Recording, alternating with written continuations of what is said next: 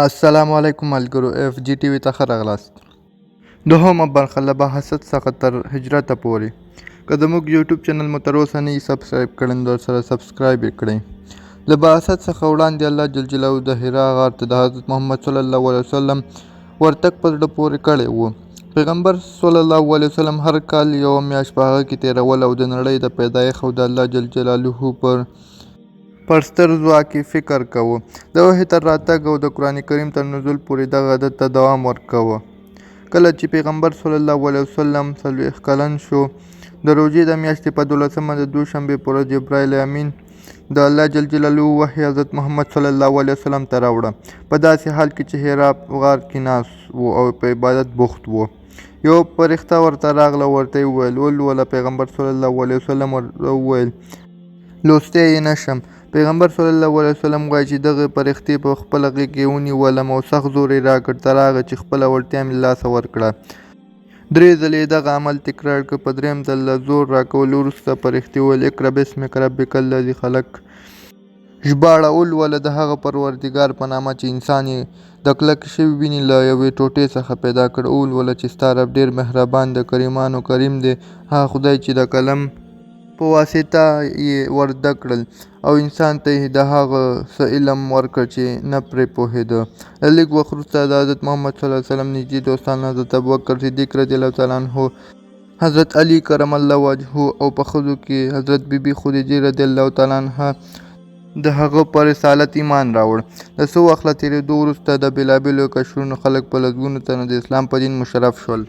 حبشې ته د مسلمانانو هجرت. حضرت محمد صلی الله علیه وسلم د حضرت اکرم رضی الله تعالی عنه کور د خپل دعوت مرکز ټاکلی او په همدې ځای کې یې له خلکو سره لیدنه کاتنه کوله او خلک یې په پټ اسلام دین ته رابلل. پټ دعوت 3 کاله دوام وکړ. د دې وخت له تېرېدو وروسته حضرت محمد صلی الله علیه وسلم د صفا په غونډۍ د اسلام دعوت ښکاره کړ. له دغې پیښې سره سم ابولهب، ابوجهل او نور مشرکین د مسلمانانو په زورنې پیل وکړه. د کفارو ظلم او تېری له بریده تېر شو، نو ځکه حضرت محمد صلی الله علیه وسلم مسلمانانو ته اجازه ورکړه حبشې ته لاړ شي، چې د حبشې پاچا نجاشي نومېده او یو عادل شخص هجرت وکړه. د بعثت د 5م کال د رجب په میاشت کې د لومړي ځل لپاره 11 تنو د 4 ښځو سره په ګډون حبشې ته هجرت وکړ. کله چې مشرکین له دې هجرت څخه خبر شول، خپل زور یې نور هم زیات کړ، چې په پایله کې نبوت په 6م کال 83 تنو مسلمانانو هجرت ته مخه کړه او حبشې ته لاړل.